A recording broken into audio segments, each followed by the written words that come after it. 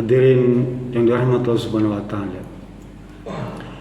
Ada satu istilah di dalam masyarakat kita, apa tuh dalam bahasa Inggris itu disebut last minute action, ya. Jadi aktivitas pada ujung. Kalau kita sering lihat pelari maraton 100 meter itu, dia detik terakhir itu dia push habis tuh. Dia maksimalkan fungsinya. Begitu juga pekerjaan-pekerjaan lain. Kita kalau biasa bikin proyek gitu kan ya, maaf nih, awal-awal waktu tuh lama dia digantung terus gitu, nyantai aja. Begitu udah habis waktu, deket-deket habis waktunya tuh kontraknya dia kebut. Nah itu namanya last minute action. Anggaran juga begitu. Januari kosong nyantai aja.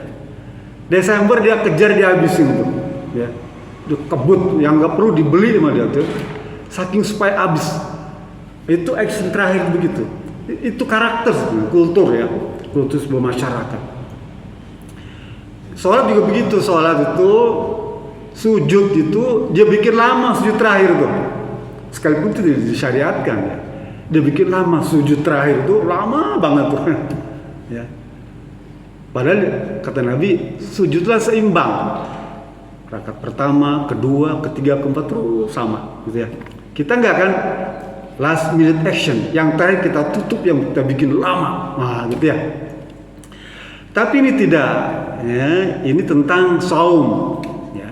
Hadis yang kita sampaikan ini memang dituntun oleh Rasulullah SAW supaya di akhir waktu itu sungguh-sungguh. Ya. Dalam hadis yang diriwayatkan oleh Siti Aisyah, ya, bisa Bapak jumpai di Sahih Bukhari dan Sahih Muslim. Kata Siti Aisyah, ya, kana Nabi sallallahu alaihi wasallam idza dakhala fi ashril awakhir min Ramadan ahya al-lail wa yaqaddu ahla wa shadda mizar. Muttafaqun alaih. Sesungguhnya Nabi Muhammad SAW, suamiku itu, ya, kalau 10 terakhir bulan Ramadan, ya, dia akan menghidupkan malam-malamnya tuh dan membangunkan keluarganya serta mengencangkan tali pinggangnya. Maksudnya tidak berhubungan badan. Ya, hadis tadi itu. Jadi setiap kali 10 hari terakhir bulan Ramadan itu Rasul sibuk, Pak. Ya, sibuk. Ahya al-lail, menghidupkan malam-malamnya tuh. Wa yaqaddu ahla, dia bangunkan para istrinya itu semua, anak-anak yang dibangunkan semua. Anak mantunya dibangunkan semua. Bangun-bangun. Ya. Ahya al-lail, dia hidupkan malam-malamnya, dibangunkan keluarganya. Wasyadal mizar, dan mengunci pinggangnya tuh. Kita kan enggak, 10 hari terakhir itu kita banyak ada di mall. Kita hidup di mall tuh, di pasar, belanja ini, belanja itu. Ya. Kultur kita. Tapi Islam mengajarkan enggak begitu. Disuruh aktif. Ya. Bareng-bareng beribadah. Menghidupkan malam itu maksudnya beribadah. Ya, beribadah. Jadi apa ibadahnya? Taqarrub ilallah, mendekatkan diri pada Allah Subhanahu wa taala, qarabah. Yang kedua, muhasabah, introspeksi, ya, pada diri kita. Itu disuruh pada 10 terakhir itu. Dan mujahadah, sungguh-sungguh beribadah. Sungguh-sungguh. Kan saum. Ya, saum beribadah, siangnya sungguh-sungguh saumnya, jaga sunnah-sunnahnya, malamnya qiyamul lail, dan hindari ya perkara-perkara dengan istri segala macam itu yang kira-kira membangkitkan syahwat. Kemudian mutaba'ah, koreksi. Mungkin setahun ini ada kekeliruan kita, kesalahan prosedur, dikoreksi. Sehingga untuk memudahkan praktek tadi itu, Pak, praktek menghidupkan malam itu, Rasul turunkan lagi tuh perintah tuh, ya. Apa? Kata istri Syah, kana Nabi sallam idza dakhala fi ashr awal min Ramadan takafa, ya. Intikaf hatta tufiya hatta tawaffallahu summa takafa azwaju ba'dah. Allah turunkan lagi tuh hadis berikutnya, ya. Pada 10 hari terakhir itu beriktikaflah kalian, ya. Bahkan Rasul lakukan sampai Rasul wafat. Kemudian para istrinya tuh mengikutinya sudah Rasul wafat itu, mempraktekkan juga iktikaf. Pertamanya Rasulullah SAW itu iktikaf itu pada 10 hari pertama. Dia menanti Lailatul Qadar, gak dapat. 10 hari kedua gak dapat. Lalu Jibril turun. Allah kirim kepada Rasulullah SAW, utus Jibril. Ya, Jibril sampaikan kepada Muhammad itu bahwa malam Lailatul Qadar itu akan diturunkan pada 10 malam terakhir bulan Ramadan. Ini harus tambah lagi, taharru Lailatul Qadri fil witri min ashr awahir min Ramadan. Apa? Taharru itu kejarlah, burulah, sebetulnya berburu, Pak.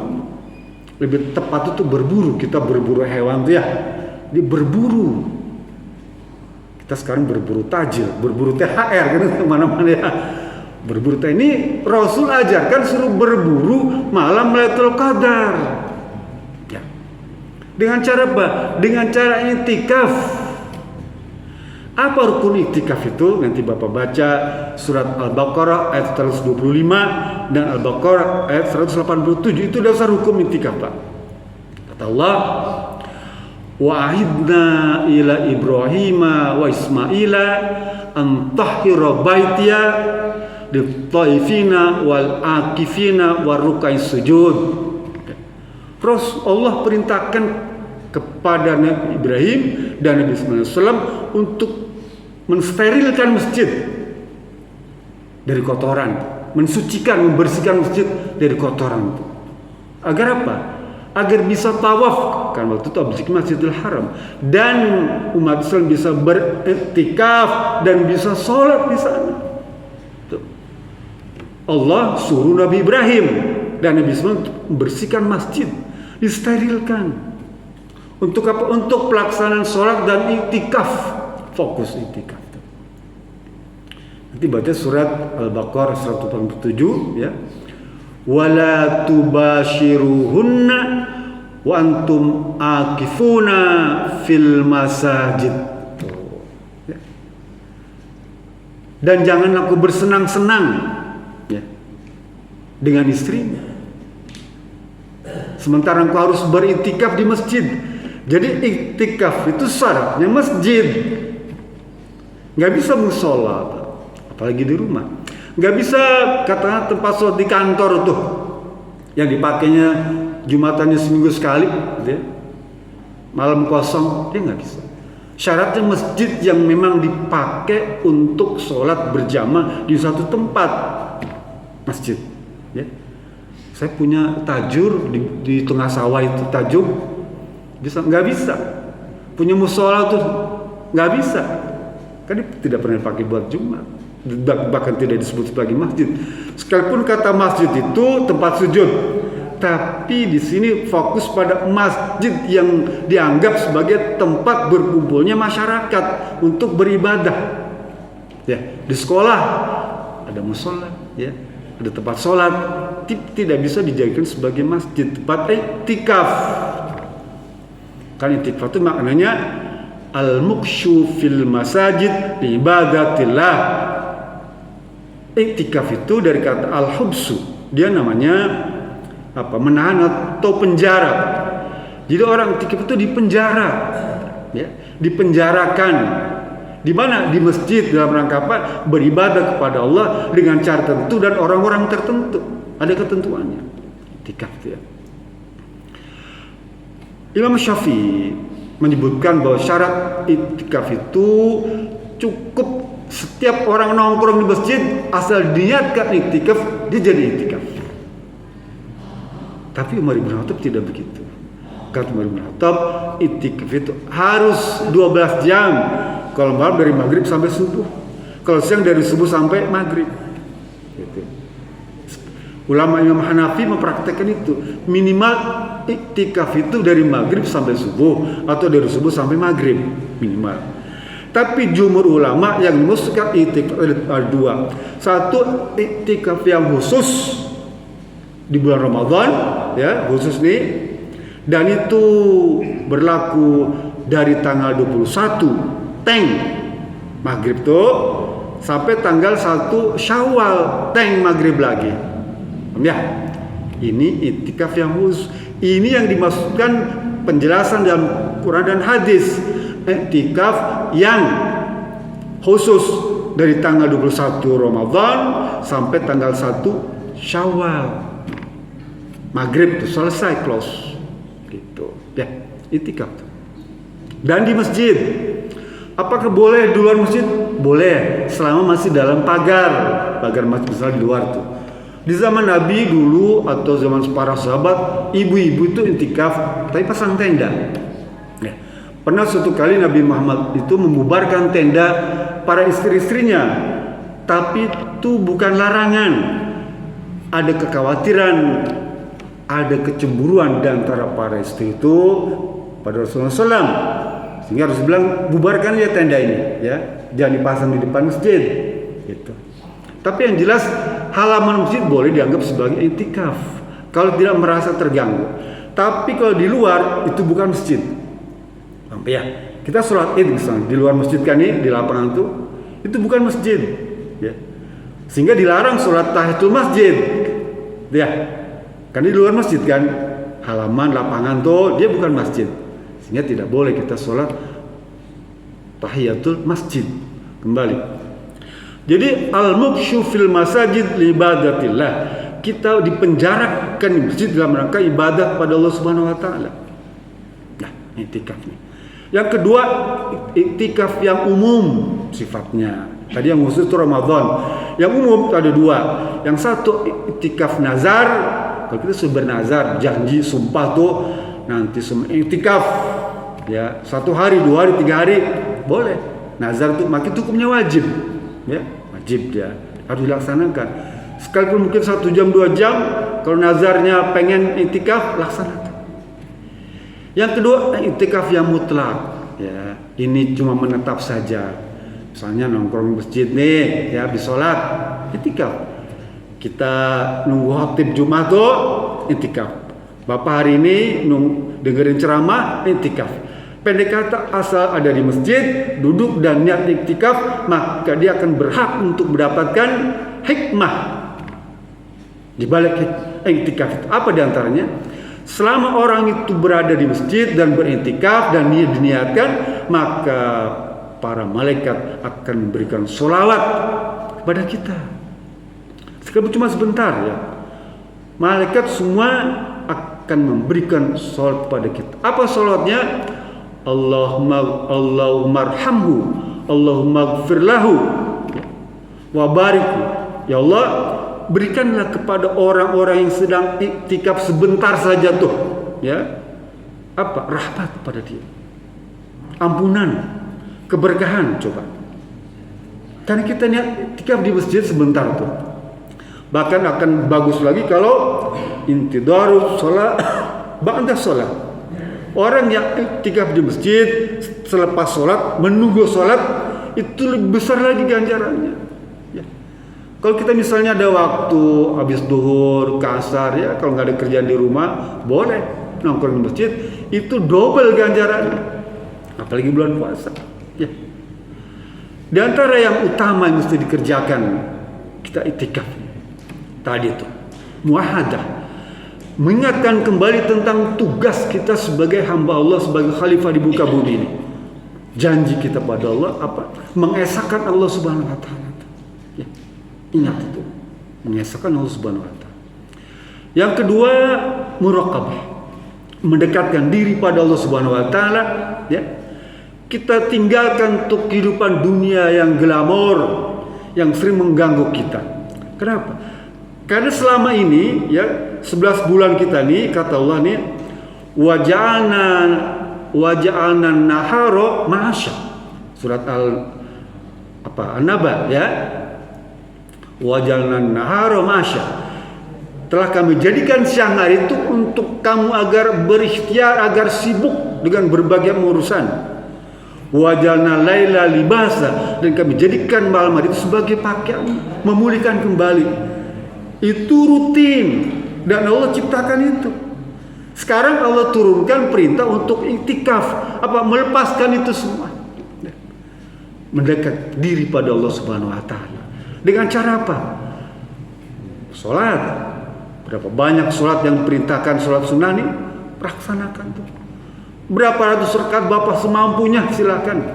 Ada salat mutlak, salat intidur, salat hajat, salat istiqarah, salat taubah tuh, ya. Salat tahajud, salat witir juga, ya. Ada banyak salat. Gak akan cukup waktu untuk memenuhi rangkaian ibadah Ramadan itu. Gak cukup waktunya, Pak. Sekalipun dikali 10 hari itu, apalagi cuma semalam. Tapi menurut kami segitu aja udah bagus lah. Ada keinginan untuk kumpul aja nih, ya, iktikaf yang sifatnya mutlak, itu udah bagus. Udah bagus. Saya angkat topik kepada DKM Masjid Muhajir yang prakarsai acara iktikaf. Salut saya. Sahur bersama. Merokok. Mujahadah, sungguh-sungguh. Ya, ibadahnya sungguh-sungguh. Baca Quran sungguh-sungguh, sholat sunnahnya sungguh-sungguh, zikirnya sungguh-sungguh, dan berdoanya juga sungguh-sungguh. Ya, minta pada Allah Subhanahu wa taala. Ya. Sungguh-sungguh. Karena Allah tidak akan mengabaikan doa hambanya yang bersungguh-sungguh. Tapi kalau doanya ya gitu-gitu aja, jangan. Ini serius nih. 10 momen terbaik di mana Allah turun ke ayat yang paling rendah dan Allah mengabulkan seluruh permintaan kita. Minta pada Allah Subhanahu wa taala. Ya. Boleh kucurkan air mata di sana. Sekali-kali menangislah. Kadang-kadang kita nggak suka menangis, ya. Takut dianggap cengeng. Enggak. Kalau menangis di depan istri itu air mata buaya, ya. Tapi kalau menangis di hadapan Allah, itu tetesan air matanya menutup panasnya surga. Panasnya neraka, maksud saya, ya. Tetesan air mata kita di hadapan Allah Subhanahu wa taala, menyesali perbuatan kekeliruan yang pernah kita lakukan, yang tanpa sengaja atau tanpa disadari atau kita belum mengerti, ada penyesalan. Ya Rabb, sesungguhnya setelah melakukan perbuatan tercela yang tidak saya mengerti, yang tidak saya sadari, yang tidak saya sengaja, ya Rabb, ampuni itu semua, ya Rabb. Berapa banyak tentang kekeliruan yang kita tidak tahu itu bersalah. Minta pada Allah Subhanahu wa taala. Untung sekarang Allah tutupi aib kita. Ya. Allah tidak bongkar tuh. Tapi kita tahu itu perbuatan salah. Minta pada Allah agar dosa yang tidak sengaja, yang tidak kita sadari, yang tidak kita mengerti itu Allah ampuni. Kapan? Di Ramadan ini, di 10 malam terakhir ini. Ketika ya.